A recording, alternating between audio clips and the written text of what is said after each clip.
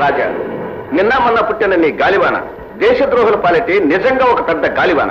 పత్రికల్లో నీవు ఇచ్చిన ఇన్ఫర్మేషన్ బట్టి ఈ మధ్య ఒక పెద్ద దొంగల ముఠాకి చెందిన వాడిని పట్టుకోగలిగాం. నీ తెలివి తక్కువతనం వల్లే జగ్గు పోలీసులకు చిక్కాడు. అందువలన మాకు 10 లక్షలు నష్టం వచ్చింది. బాస్, నేనేం చేయను బాస్. దారిలో కారాగిపోయింది బాస్. నాకు కావలసింది సమాధానం కాదు, సామర్థ్యం. అది లేని నాడు నువ్వు నాకు అనవసరం. బాస్, ఈ ఒక్క తప్పుకు నన్ను క్షమించు బాస్. నిన్ను కనికరిస్తే మా ముఠాకే ముప్పు.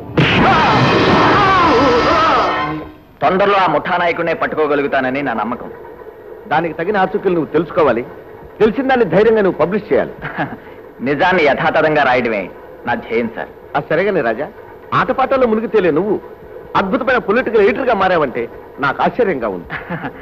దానికి కారణం నేను కాదు సార్, మా మామయ్య కూతురు లత ఉంది. హలో బావా. హాయ్ లత, కమాన్.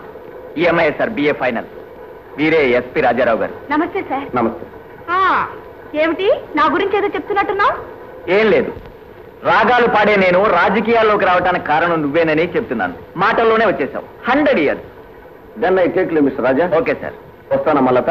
ఓకే.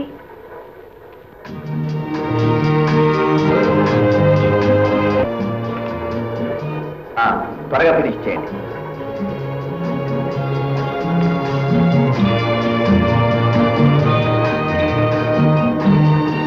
ఏమిటో బావగారు చాలా బిజీగా ఉన్నట్లున్నారు.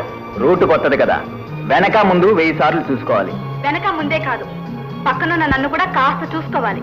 ఓహో అలాగా. సరే, ఏమిటి విషయం? నేను ఒక ముఖ్యమైన పని మీద వచ్చాను. ఏమిటమ్మా? మనం ఇలా కలిసిమెలిసి ఉన్నందుకు కారణం ఎవరు? అవును, ఎవరు? అప్పుడే మర్చిపోయావు.